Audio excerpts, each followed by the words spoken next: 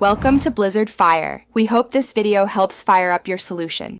Use 12 corn tortillas, 3 cups cooked shredded chicken, 2 cups salsa verde, 1 cup crema, and 2 cups shredded cheese. Prepare the salsa verde by roasting 1 lb tomatillos and 1 jalapeno, then blending with 1/2 cup chopped onion, 1 garlic clove, and 1 tsb salt until smooth. This yields about 2 cups of salsa. Warm the tortillas for 30 seconds per side on a skillet or steam them for a minute to make them pliable. Set chicken, crema, and cheese within reach for quick assembly. Dip each tortilla in warm salsa for 5 seconds and lightly fry or soften for pliability. This seals the tortilla and adds flavor.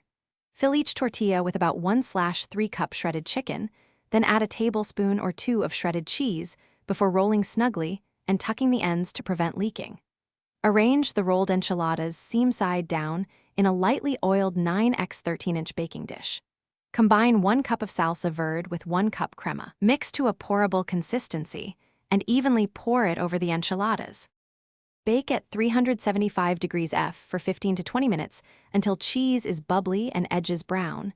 Rotating the dish after 10 minutes ensures even browning.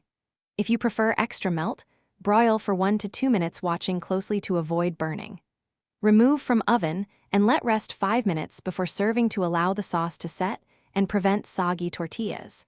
Top with 1/4 cup chopped cilantro, 1/4 cup thinly sliced white onion, and a crema drizzle. Serve with lime. Thanks for watching. If you found this helpful, don't forget to like and subscribe.